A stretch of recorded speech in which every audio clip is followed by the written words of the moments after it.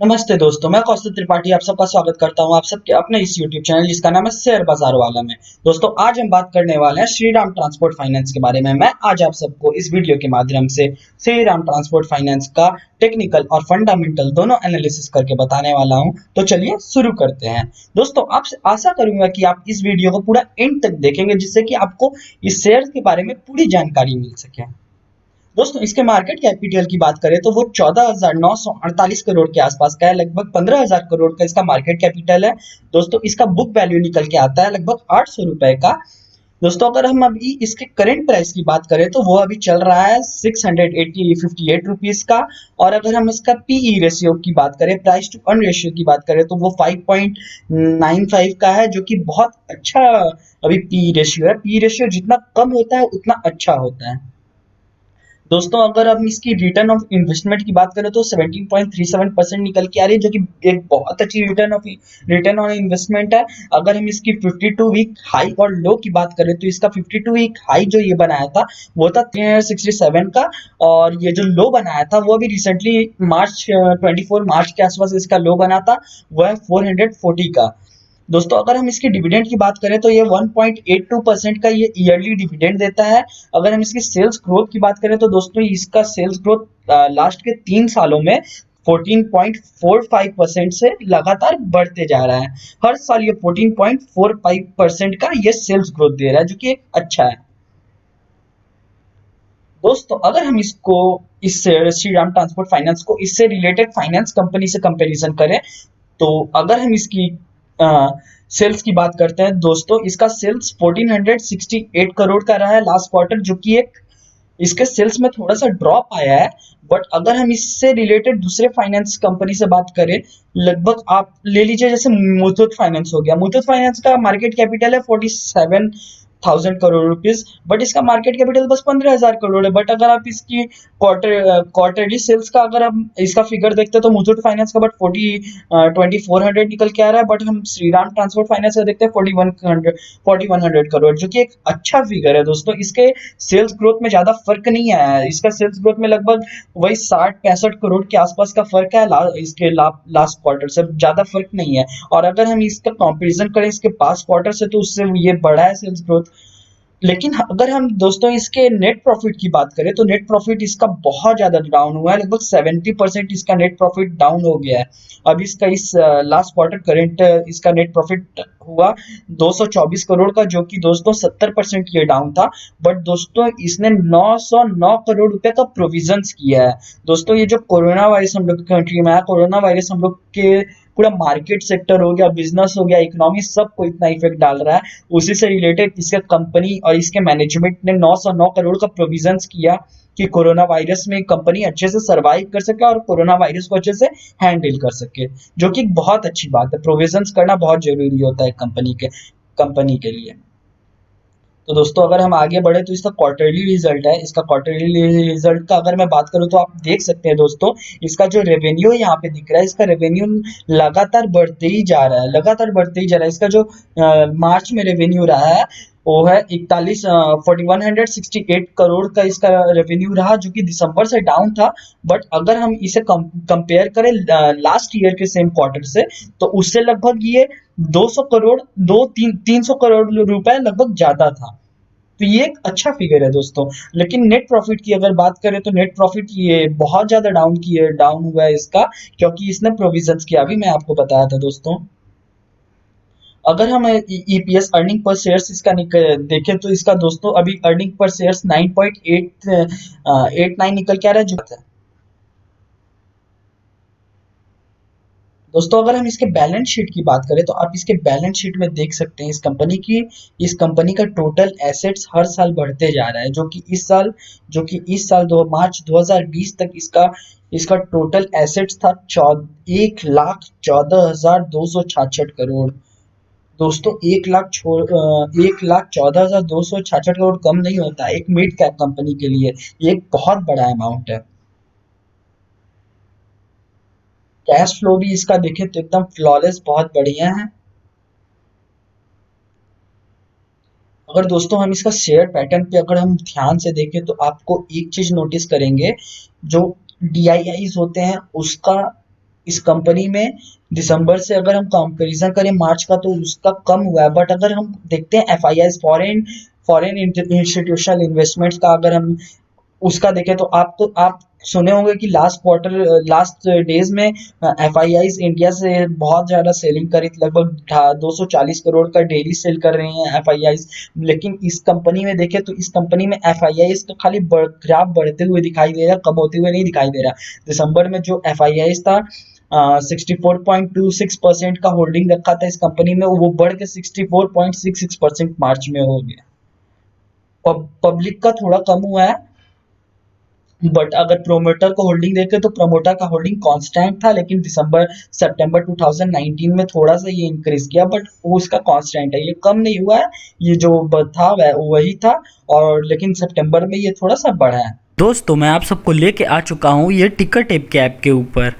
इस पे आप देख सकते हैं कि यहाँ पे 5 पॉइंट्स बने हुए हैं, जिसके ऊपर से ये इन्वेस्टमेंट का रिव्यू देता है कि आप उस पे इन्वेस्ट कर सकते हैं कि या नहीं कर सकते। दोस्तों वो 5 पॉइंट आपको इन्वेस्टमेंट के लिए हमेशा कंसीडर करने चाहिए, जो कि पहला पॉइंट है इंसेंट्रिक वैल्यू। इंसेंट्रिक वैल्यू ये बताता है कि कोई पर्टिकुलर शेयर का असली प्राइस क्या होना चाहिए। वो जो मार्केट में ट्रेड कर, जैसे कि शेयर्स मार्केट में ट्रेड करते हैं, ज़रूरी नहीं होता, देखिए शेयर के प्राइस अप डाउन होते रहते, चेंज होते रहते हैं, लेकिन एक तो पर्टिकुलर प्राइस निकल के आता है दोस्तों, उसका अलग अलग फार्मूला होता है, वो अलग अलग तरीके से निकाला जाता है। ये भी यहाँ पे आप ये पता कर सकते हैं कि उस शेयर का इंसेंट्रिक वैल्यू क्या है, क्या वो इंसेंट्रिक वैल्यू के ऊपर ट्रेड कर रहा है कि वो इंसेंट्रिक वैल्यू के नीचे ट्रेड कर रहा है। यहाँ पे देखिए ग्रीन लाइट बना हुआ है, जो कि ये रिप्रेजेंट कर रहा है कि ये जो शेयर का भी प्राइस है वो इंसेंट्रिक वैल्यू से लेस है, तो कि आप इसके द्वारा यह पता कर सकते हैं कि आप उस शेयर में इन्वेस्ट कर सकते हैं। दोस्तों सेकंड जो पॉइंट है वो है रिटर्न वर्सेस एफडी रेट्स। ये बताता है कि जो बैंक में एफडी मिल रहा है, क्या उससे ये जो रिटर्न जनरेट कर रहा है वो उससे ज़्यादा है कि नहीं।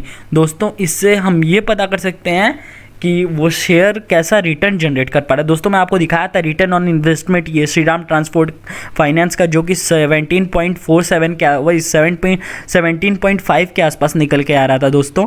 और तो इसका मतलब यहाँ पे भी ग्रीन फ्लैग बना हुआ है। इसका यह मतलब होता है कि ये जो रिटर्न जनरेट करता है सालाना, वो रिटर्न एफडी से ज़्यादा जनरेट करता है। तो आप अगर इसको लॉन्ग टर्म के लिए होल्ड कर रहे हैं इस स्टॉक को, तो ये रिटर्न एफडी से ज़्यादा आपको रिटर्न जनरेट करके दे सकता है। दोस्तों जो थर्ड पॉइंट है वो है डिविडेंड रिटर्न। डिविडेंड रिटर्न में आप अभी देख रहे हैं यहाँ पे रेड फ्लैग बना हुआ है। इसका एक कारण मैं आपको बताता हूँ।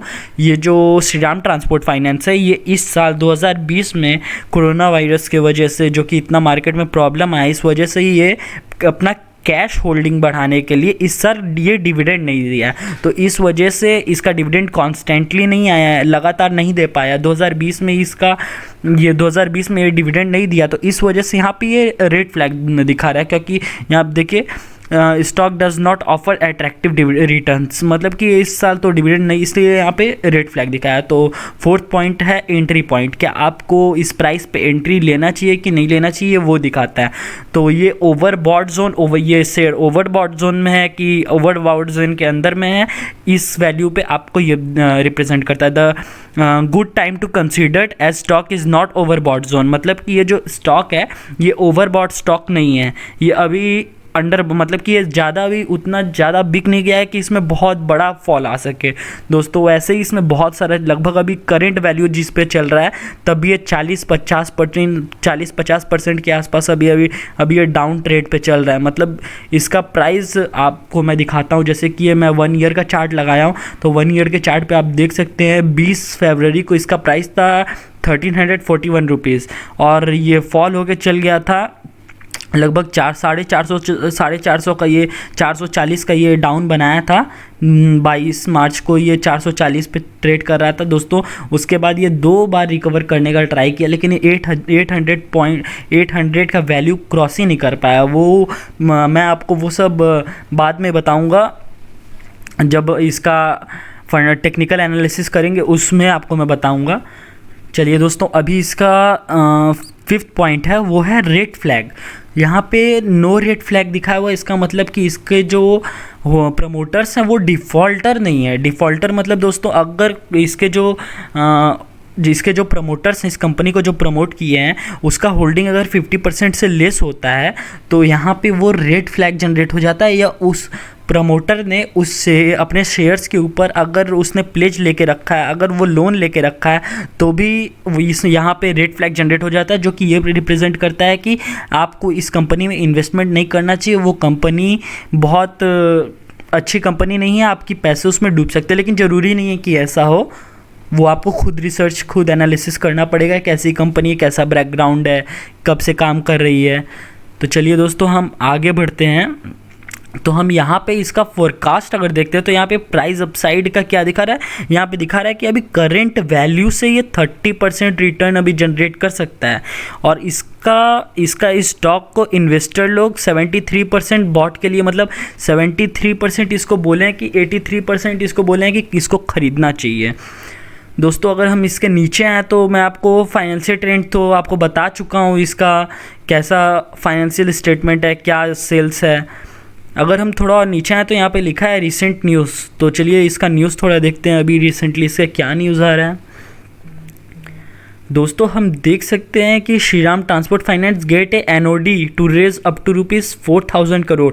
ये इसकी कंपनी की अभी बोर्ड मीटिंग हुई थी, जिस बोर्ड मीटिंग में यह डिस्कस किया गया कि कंपनी 4,000 करोड़ रुपया वाया बीओडी एनओडी रेस करने वाली है। दोस्तों इस कंपनी में थोड़ी सी लिक्विडिटी की प्रॉब्लम आ गई है, जिस वजह से इसने डिविडेंड भी इस बार नहीं दिया है। उसी रीज़न की वजह से ये कंपनी थोड़ा सा पैसा जमा करने के लिए, कैश बढ़ाने के लिए ये एनओडी लाने वाली है दोस्तों। तो चलिए अब मैं आपको लेके चलता हूँ श्रीराम ट्रांसपोर्ट फाइनेंस के पेज पे। देखिए दोस्तों हम आ चुके हैं अब श्रीराम ट्रांसपोर्ट फाइनेंस के पेज पे। अब हम यहाँ पे देखते हैं ये क्या क्या इसके प्रोडक्ट्स हैं। दोस्तों हम यहाँ पे देख सकते हैं कॉमर्शियल व्हीकल्स की लाइसेंस, कॉमर्शियल व्हीकल से रिलेटेड जितने भी टाइप के लोन्स होते हैं, ये सारे लोन्स ये प्रोवाइड करता है। जरूरी ये नहीं कि खाली कॉमर्शियल व्हीकल्स, ये कॉमर्शियल व्हीकल्स को भी प्रोवाइड करता है, या पैसेंजर व्हीकल्स को भी प्रोवाइड करता है। जैसे अगर किसी के पास प्राइवेट कार है या प्राइवेट कार फाइनेंस में लेना चाहता है तो उसके लिए भी फाइनेंसिंग करता है। आपको ट्रैक्टर खेत से रिलेटेड अगर आपको कोई भी मतलब व्हीकल्स लेने हैं, या कोई भी आपको जैसे ट्रैक्टर लेना है, या खेत से रिलेटेड कोई भी मशीन लेना है, फार्म से रिलेटेड, वो भी प्रोवाइड करता है। पैसेंजर आपको अगर स्कूल बस लेना है, स्कूल बस के लिए आपको लोन चाहिए तो वो भी लोन प्रोवाइड करता है। ट्रक के लिए चाहिए तो वो भी प्रोवाइड करता है। कंस्ट्रक्शन के लिए इक्विपमेंट चाहिए तो उसके लिए भी ये फाइनेंसिंग करता है। और दोस्तों खाली इतना ही नहीं, ये और भी जैसे बिजनेस लोन हो गया, जैसे कि आपको बिज़नेस करना है तो कोई भी बिज़नेस आपको स्टार्ट करना है, किराना का दुकान खोलना है, या कोई भी किसी भी टाइप के अगर आपको बिज़नेस स्टार्ट करना है तो उसके लिए भी ये फाइनेंसिंग करता है। और खाली इतना ही नहीं दोस्तों, मतलब ये एफडी तक प्रोवाइड करता है। जैसे कि एफडी का भी सर्विस, आप यहाँ पे एफडी की भी service, FD, recurring deposit service, और भी बहुत तरीके की ये सर्विस प्रोवाइड करता है। वर्किंग कैपिटल लोन्स अगर हम इसको देखें तो यहाँ पे ये पता चलता है कि ये खाली इतने में ही नहीं, ये बहुत तरीके के लोन प्रोवाइड करता है। जैसे कि यहाँ पे आपको मैं दिखाता हूँ टोल फाइनेंसिंग लोन, ये और कोई भी नहीं प्रोवाइड कर सकता है दोस्तों। अभी कोई भी करेंटली ये चीज़ प्रोवाइड नहीं करता। आप यहाँ पे देख सकते हैं toll tax is one of the major expense of every trip. Shriram Transport Finance offers toll finance to its customer of smooth running of their trucks and other vehicles without worrying of huge expense involving every month. Shriram Transport Finance also provide FASTag and loan at its branches of the customers. इसका मतलब दोस्तों ये है कि समझ जाइए, अगर किसी ट्रक को एक पार्ट से दूसरे पार्ट उसको सामान लेके जाना है, उसको बहुत तरीके के बहुत सारे टोल टैक्स पड़ते हैं जहाँ पे उसको टैक्स देना पड़ता है। तो दोस्तों ये उस टैक्स के लिए, उस पैसे के लिए भी ये फाइनेंसिंग करता है कि आप अभी मत दो, आप बाद में दे दो, but certain amount of interest charge करता है। ये मतलब कि समझिए अपने जो अब इसके जो क्लाइंट्स लोग हैं, ट्रक से रिलेटेड हो गया, प्राइवेट व्हीकल से रिलेटेड हो गया, तो वो लोग के साथ ये एक फैमिलियर रिलेशन बनाता है। समझिए कि ये A to Z तरीके का उसको फाइनेंस प्रोवाइड करता है कि आप अगर अभी इसको अभी इसका एक्सपेंस नहीं उठा पाए तो आप कोई बात नहीं, आप बाद में इसका एक्सपेंस दे दीजिएगा, अभी हम दे देते हैं, बाद में आप सर्टेन अमाउंट ऑफ इंटरेस्ट के साथ वो पैसा हमको वापस कर दीजिएगा। मतलब ये खाली उतना ही नहीं दोस्तों, समझ जाइए कि ये फ्यूल तक का फ्यूल तक का फाइनेंसिंग करता है। मतलब समझिए किसी गाड़ी में अगर तेल डलवाना हो, जैसे कोई ट्रक में तो बहुत सारे डीजल लगते हैं, तो यहाँ तक कि वो जो डीजल का अमाउंट होता है वो तक फाइनेंस करता है।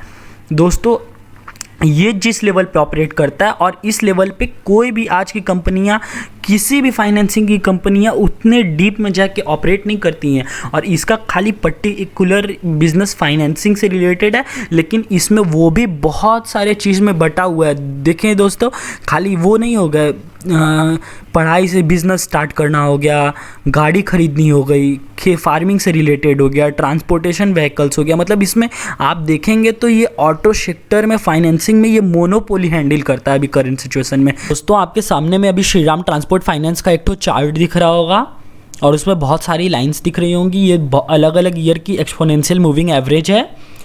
दोस्तों आपको 20 डेज़ की, 50 डेज़ की, 100 डेज़ की, 200 डेज़ की अलग अलग एक्सपोनेंशियल मूविंग एवरेज दिख रही होगी।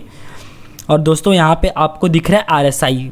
दोस्तों अभी हम इसके RSI की बात करें तो इसका RSI निकल रहा है अभी 54 के आसपास में, जो कि अच्छा है, जो कि ना ओवरबॉट जोन में है ना ओवरसोल्ड जोन में, एकदम मिडिल है। दोस्तों अगर हम इसकी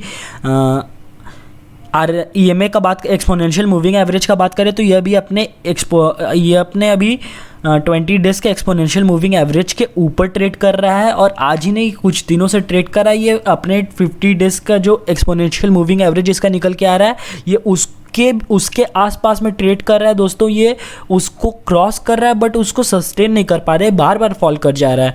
दोस्तों अब आपको ये वाला लाइन यहाँ पे दिख रहा होगा, ये लाइन निकल के आ रहा है 800 रुपीज़ का। ये दोस्तों 3 बार जब से ये फॉल किया है मार्च में, उसके बाद ये 3 बार ये 300 का लेवल टच किया, लेकिन ये 300 का लेवल ये सस्टेन नहीं कर पा रही, ये बार बार फॉल कर जा रहा है। दोस्तों आप देख सकते हैं, ये पहले बार जब टच 730 के आसपास ये गया था, फिर फॉल किया, फिर ये अपसाइड दिखाया था, फिर ये 800 को टच किया था, फिर फॉल किया, फिर ये अपसाइड दिखाया था, फिर 800 को टच किया, फिर फॉल करके ये 520 पे चल गया था दोस्तों। फिर उसके बाद ये कंसोलिडेट होते होते गया। दोस्तों अभी इसमें चांस है कि ये अभी अचानक ऊपर भाग सकता है। दोस्तों इसमें कभी भी ब्रेकआउट का सिचुएशन आ सकता है। दोस्तों मुझे लग रहा है कि इसमें ब्रेकआउट होने वाला है। अगर आप अभी करंट लेवल पे इसे बाई करें तो मैं आपको सलाह दूंगा कि आप 650 रुपीज़ में आप इसे बाई कर सकते हैं। अभी ये करंट इसका मार्केट प्राइस चल रहा है 658 रुपीज़, तो आप अभी इस करंट प्राइस पे ले सकते हैं। मुझे जहाँ तक लग रहा है ये आने वाले टाइम में ये 620 के नीचे ये जाएगा नहीं। मुझे आने वाले टाइम में लग रहा है ये इसका टारगेट मुझे लग रहा है ये 800 तक तो जाएगा ही जाएगा। अगर इसने 800 का लेवल को सस्टेन कर लिया, जो कि 100 डेज़ का एक्सपोनेंशियल मूविंग एवरेज निकल के आ रहा है, अगर ये उसको सस्टेन कर लिया, उसको कंटिन्यू रख पाया, तो दोस्तों मेरे को ये लग रहा है कि अपने 200 डेज़ के EMA जो कि 894 है, जो कि आपको पता होगा एडलवाइस, एक तो फाइनेंशियल सर्विस है, एडलवाइस फाइनेंशियल सर्विस आपने नाम सुना ही होगा, उसने भी इसका टारगेट दिया है जो कि 200 एक्सपोनेंशियल मूविंग एवरेज के आसपास में 895 का उसने टारगेट दिया है। मुझे लग रहा है कि उसको टच कर जाएगा या उसको क्रॉस कर सकता है, अगर इसने फिर 100 डेज़ के एक्सपोनेंशियल मूविंग एवरेज को ये टच कर पाए, जो कि 800 के आसपास है। कि अगर मेरा वीडियो आपको पसंद आया तो प्लीज़ मेरे चैनल को सब्सक्राइब कर दें, और उसके बगल में लाल कलर की घंटी जो बनी हुई हो उसको दबा दें, जिससे कि मेरे आने वाली सारी वीडियोस का नोटिफिकेशन आपको मिल जाएगा और आप मेरे आने वाली सारी वीडियोस को देख पाएंगे। दोस्तों धन्यवाद।